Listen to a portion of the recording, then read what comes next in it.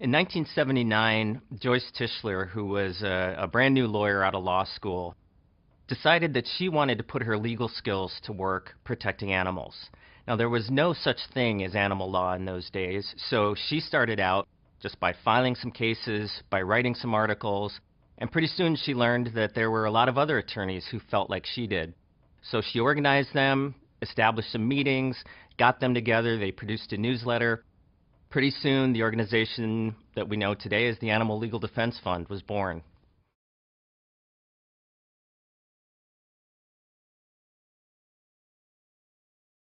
Fundamentally, the Animal Legal Defense Fund is seeking to change the way the law views animals.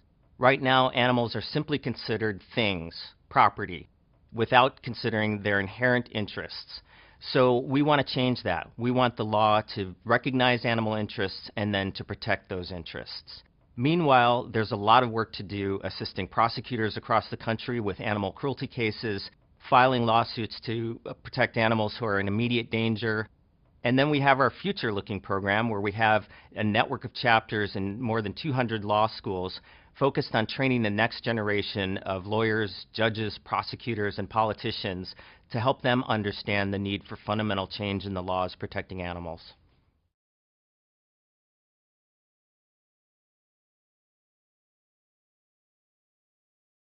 The Animal Legal Defense Fund pioneered the area of law now commonly known as animal law. When we started 30 years ago, there was no such thing. So we've become the experts in animal law, and we're consulted regularly by judges, lawyers, politicians across the country to help create laws and enforce the laws that protect animals. So what we do is incredibly important because it's incredibly unique. No other organization besides the Animal Legal Defense Fund focuses exclusively on the law in protecting animals.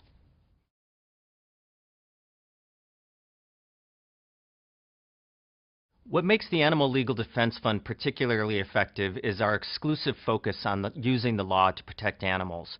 We're the only organization that does so, and since we've been doing it for 30 years, before there even was anything called animal law, we've become the experts. And that's given us the credibility to really get the job done in the courtrooms and in assisting prosecutors and helping legislators write new animal protection laws. We're the only organization that's a member of both the Association of Prosecuting Attorneys and the National District Attorneys Association nationally. So the credibility that we've developed in our experience and expertise in animal law really helps us get the job done and protect animals under the law.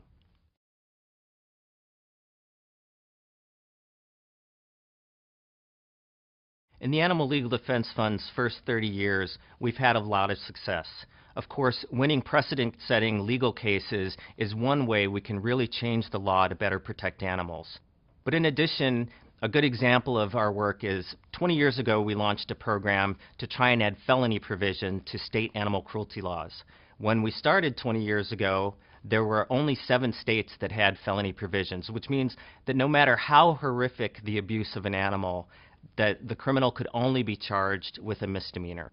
Now, thanks in part to our program, 48 states have felony animal cruelty provisions in their state laws. So that's an example of the kind of progress we've made in our first 30 years.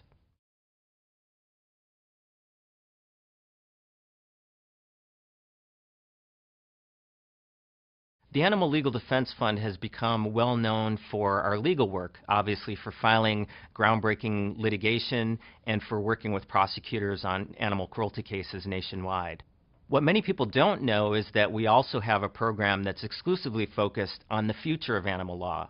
So we've developed this network of student chapters at law schools across North America where we have students who are educating their fellow students and also the faculty at law schools about the needs for changes in animal law.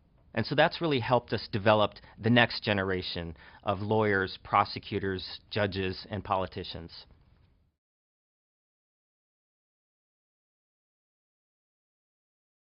The Animal Legal Defense Fund has managed to accomplish a lot in our first 30 years. We've established legal precedents that have allowed hundreds of additional cases to go forward protecting animals under all sorts of laws, from federal laws to state laws to local laws. And what a lot of people don't know is 10 years ago we started a program of developing student chapters at law schools across North America. And in just those 10 years, we now have 186 chapters. And what that means is that the next generation of lawyers, judges, prosecutors, and politicians will have a grounding in what the problems of protecting animals under the law and what the solutions need to be. So the Animal Legal Defense Fund has been a key player in developing the field of animal law and making those advances over the last 30 years.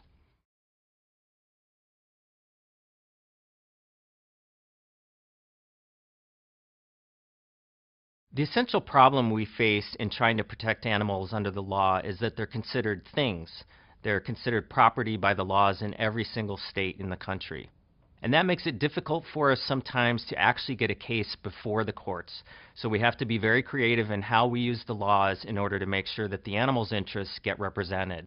That's one of the challenges, and that's one of our fundamental goals, is to fundamentally change the way the law views and protects animals, to recognize that they have interests and that they're living beings and not just property.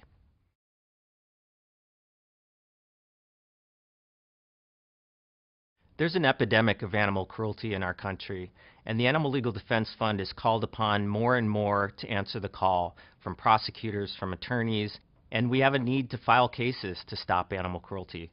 The problem is we can only answer 7 to 10% of the calls for assistance at this point.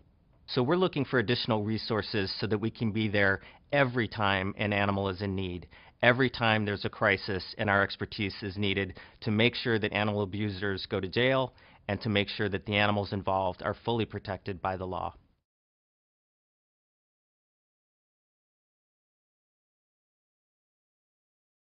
One of the areas that the Animal Legal Defense Fund is looking at expanding our efforts in is legislation.